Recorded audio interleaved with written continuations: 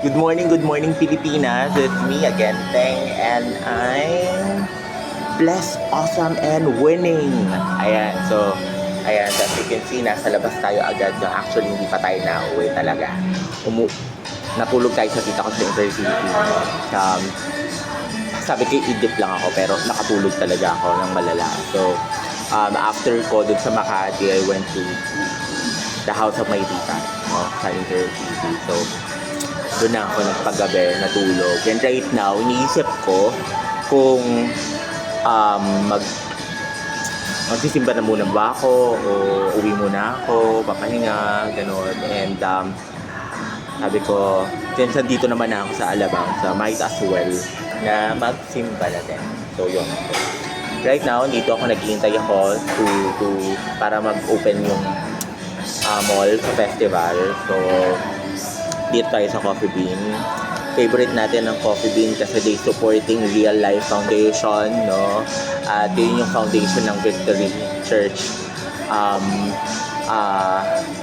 Yun. So, sabi ko dito na lang din ako mag-video, no? Again, it's day 17 na, no? Day 17 of our 21-day, no, vlogging challenge. And sorry, malakas talaga ang dito, praise and worship songs dito sa CBTL. But yun nga, hope you will be blessed by the songs, no, ng CBTL. That's what I like in this store. Kasi very Christ-centered sila, no? And the one that served me, no, is also that, no? Ayun lang, nakakatuwa lang na may mga ganitong stores, no, wherein they hire people, no, with alam mo yun, with writer, baka magkamali ako at i-mash nyo ako, no. Yun nga, yung may mga disabilities and all that, no. They hire that, no. I remember in ATC, parang meron yatang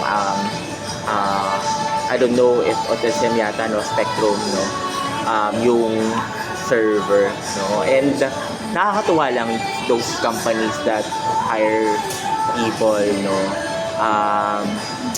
in different walks of life, no. And yun nga, no, very Christian tong store na to, kaya kung coffee shop lang din do, I prefer Coffee Bean, no? Ganyan, kasi ang dami niyang natutulungan, lalo yung Real Life Foundation where I go to church, no, yung Victory. So, and then, no, it's really nice, no, to support, no, stores, no, na may meaning, may mission. And as a financial advisor, no, we also have that mission to secure families, no. Yun nga yung vision natin to, alam mo yun, maiba yung tingin ng mga Pilipino about having a policy. That it's more than just a policy. It's a promise, no. It empowers future generations kasi talagang mababago na yung buhay ng pamilyang may iiwan, no. It will really change lives, no, as well as, no, pagiging leader ko, agency leader ko, no, I'm empowering people, no, to have a decent career wherein you can earn a lot na hindi mo na kailangan pang mag-ibang bansa, no. At alam mo yun, dito sa Pilipinas, you can earn a lot of money, no, spending quality time with your family, no. So I'm happy nandito ka sa profession na to na may mission. And this is my mission. So, as always, no, what's in my bag? May bag ako pero hindi green right now. Kasi hindi ko naman din alam. But there may blessings, no. I was blessed, no, yesterday, no, by Manulife, no, the company, no, that I am with, no, kasi they have this career orientation program, no, at sa umaga, hindi ako ganun ka, I'm not a morning person, pero syempre, diminish na natin yung thought na yun that I'm not a morning person, no? Kasi, morning, no, starts talaga yung energy, yung blessings and all, no? Pag late ka na gumising, wala na. Late ka na sa blessings, Lord. Kaya dapat maaga tayo gumising, no? So, yun yung discipline na binibigay sa akin, no? Lalo din itong challenge na to kasi I need to wake up early para lang i-video ko, no? So, yun. So, blessed ako to have Manuelite, to have that kind of program, no? Wherein nakakapagpadala tayo ng mga aspiring financial advisor. Blessed din ako sa mga leaders ko wherein they, alam mo yun, may mga guest nilang, alam mo, napasama nila no, sa meeting kahit sobrang aga nito. And blessed ako sa tita ko kasi nakita kami at nilibre nila ako ng halo-halo. Yun. So, blessed ako sa bahay ng tita ko. Alam mo, natulugan ako agad kasi talagang sobrang, alam mo yung pagod ka, puyat ka and all. Tapos yun. So, those are my blessings. So, yesterday, no?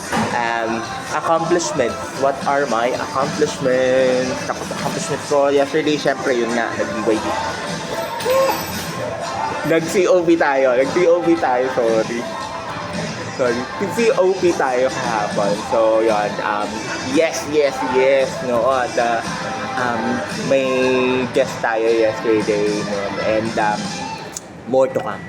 And then, of course, tuloy-tuloy pa rin yung pag-recruit ko ng mga leaders, no? Yes. And I was able to connect to my titas, no, yesterday. Alam mo, yung mapagkwentuhan namin yung mga bagay-bagay nung bata pa sila. How hard life is when they are growing up, no? Yun, parang it reminded me, no, parang I need to work hard, no, para talaga ma-reach mo yung dream. Pero yes, I have connection with them, no? Yun, it's really not about, alam mo yun, yung successes natin, no? Yung accomplishments natin. It's not really about kung ano lang yung nagawa natin sa trabaho natin, but also yung mga nabibuild nating relationship, no, around us. Ayun. So, those are the accomplishments I had. And really, yes, no. Be it personal, relational, sa trabaho mo, career-wise, no, spiritual, yes, no, yung gagawin natin. And speaking of gagawin natin today, no, what are my goals today? Of course, Sunday ngayon, no, guys. Magsimba po tayo. It's not obligatory, no? But this is our Lord's Day. We need to take rest. We need to attend church. Alright? Kasi sa kanya naman nagbubula lahat. He is the source of everything. All the blessings that we have. No? Of course, syempre everyday naman, no? It should be honoring God, no? In every moment of our lives. Hindi lang siya ba ng Sunday. Magkamali man tayo, humingi tayo ng tawad because we are not perfect, no? Perfect, right? We are still human. We commit mistakes, but yun nga, no? Since we have Jesus, no, who intervenes, no, our relationship with God, no, middleman natin si Jesus, we can be able to, alam mo yun, ask for forgiveness, no, and learn from those mistakes. Huwag na natin saktan sila. So, I believe, no, na lahat naman ng ginagawa natin should be honoring God. So, ganon siya. So, kung mamala pa man, tumayo na lang pala. So, ganon. So, those are my goals. Yun lang gagawin ko today. Siguro mag-open ako ng mga learning sessions, no, later on. But, yun nga, baka pumunta rin ako ng Bulacan. Kasi, for this week, parang work from home lang ako kasi I'll be going training from 9 a.m. to 9 p.m. Grabe, diba? So, bahay lang ako noon. So, baka pumunta na lang ito ng Bulacan, no? to to attend no online trainings yon. So I think yun na. Bye for now. Love you guys. Have a blessed Sunday.